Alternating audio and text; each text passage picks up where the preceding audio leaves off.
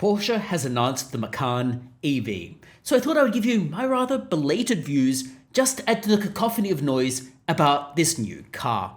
And perhaps unlike some of the other commentary, I'm not particularly positive about the Macan EV, and I'll give you my thoughts about why I'm not going to be going out and buying one, at least not in a hurry, but let me know your thoughts about it as well. So what exactly is the Macan EV? Well, unsurprisingly, it is an EV that is a Macan. It's the entry-level SUV from Porsche. There are two variants, the Macan 4 and the Macan Turbo. The Macan 4 accelerates from 0 to 60 miles per hour in 4.9 seconds, or 0 to 100 kilometers per hour in 5.2 seconds. It has 402 horsepower and a top speed of 136 miles per hour. The battery has 100 kilowatt hours of gross capacity and 95 kilowatt hours of net capacity. Now with fast charging, it can reportedly get from 10% to 80% charge in 21 minutes, assuming of course you can find a charging place to be able to do that. The Macan Turbo is of course at the top of the lineup. It accelerates from 0 to 60 miles per hour in 3.1 seconds, or 0 to 100 kilometers per hour in 3.3 seconds. It has 630 horsepower and 470 kilowatts of power. The top speed is 161 miles per hour. Now, the Macan EVs reportedly have a range of approximately 300 miles. However, that of course will vary a little bit between the Macan 4 and the Macan Turbo. So supposedly the Macan 4 has a range of up to 381 miles or 613 kilometers. The Macan Turbo supposedly has a range of up to 367 miles or 591 kilometers.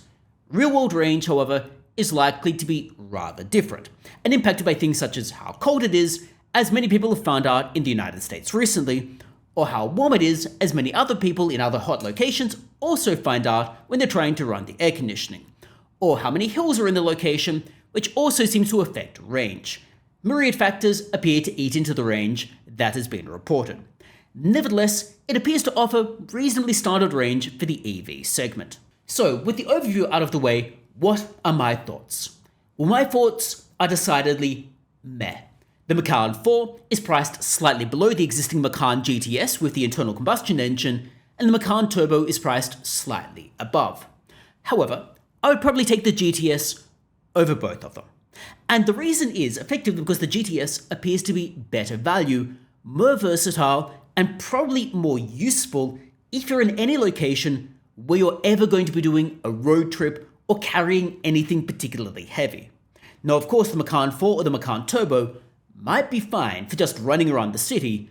However, the Macan GTS is certainly going to be much more useful, unless of course you're in an area where there is very, very ample charging infrastructure, which seems to be pretty much nowhere in the United States and nowhere in other countries such as Australia. And therefore, the Macan GTS is probably going to be your better option, especially given that it's cheaper than the Turbo and is not exactly that much slower than the Turbo either for most use cases. Now, the GTS itself accelerates 0 to 60 miles per hour in 4.3 seconds. Now, granted, that is very much slower than the Macan Turbo, but it is faster than the Macan 4. It has a top speed of 169 miles per hour and 434 horsepower. Now, most people who are buying these SUVs probably don't care that much about the power, but it is still useful to be able to perhaps accelerate through traffic and the like, and it gives you an idea about the nature of the engine. Furthermore, the Macan GTS won't leave you stranded. Now, of course, you can run out of fuel, but you can also fill up in a lot more locations a lot quicker than you could recharge any of these Macan EVs. If you intend to take it on a long trip, the Macan GTS is probably going to be your better option and will be cheaper than the Macan Turbo. If you intend to take it into hot or cold environments, the Macan GTS is probably going to be the better option as well.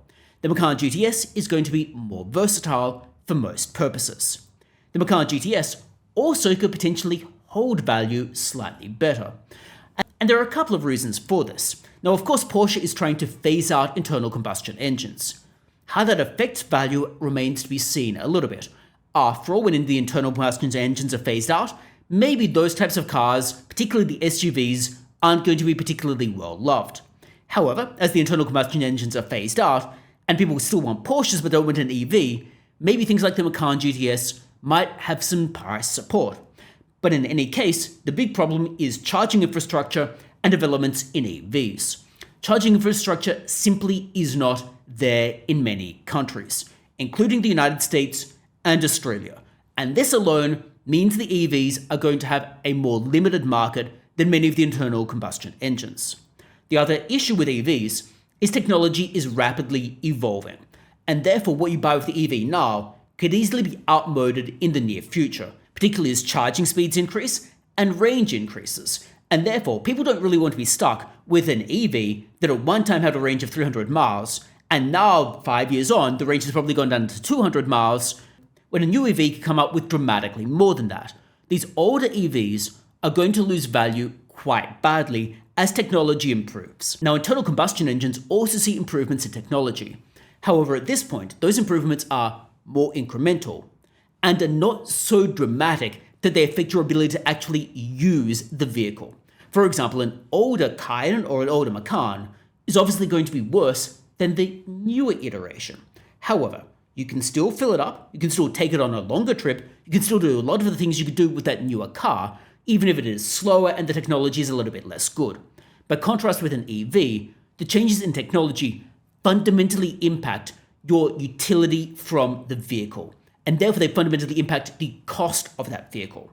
Not only that, many of the EV manufacturers, admittedly at the lower end of the segment like Tesla, are reducing prices, which ultimately is going to have to impact higher-end EVs as well, and therefore there appears to be a bit of a depreciation issue. Then you've got the problems with cost of ownership. Now, of course, internal combustion engines have things that go wrong with them as well. However, the EVs, the big-ticket item is the battery, which seems to degrade in all EVs. Exactly when you need to replace it will differ a little bit across EVs, but at some point you will need to replace it. Oftentimes replace it before the car will have ended its useful life. But replacing a battery can cost tens of thousands of dollars, particularly when that battery is structural in nature and not particularly easy to access. And therefore, you need to do major work to replace and fix up that battery. Now, granted, internal combustion engines can have their own problems, but they appear to be less big ticket and less catastrophic than a battery failing. Now, again, to be clear, you could factor in the cost of that throughout the whole life of the EV and work on the premise, maybe your battery costs $50,000 to replace, and therefore you replace it at the end of 10 years, that's $5,000 a year in implicit costs. But most people don't budget like that.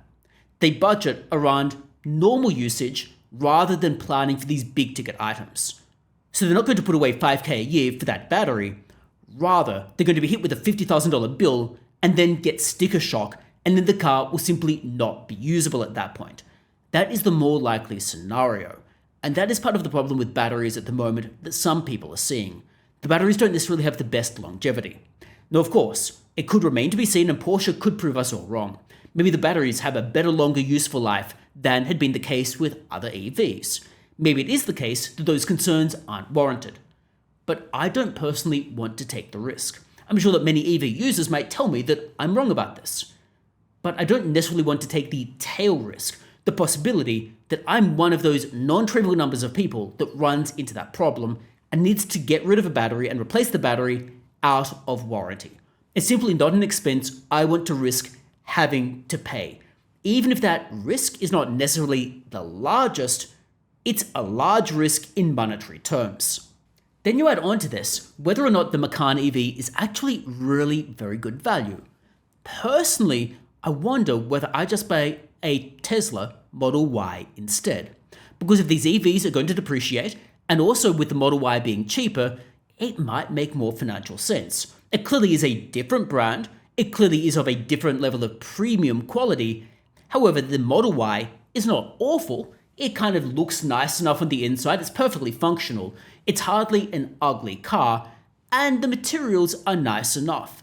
And in many cases, because the Model Y is cheaper, it is more likely to benefit more from government subsidies than the Macan EV, which is oftentimes priced way above when those subsidies start to be phased out. Both vehicles might depreciate, but the Model Y, coming from a cheaper base, will lose you less money in actual terms, and the Macan EV is not exactly going to hold that much value either. Now, therefore, I would probably not be buying a Macan EV.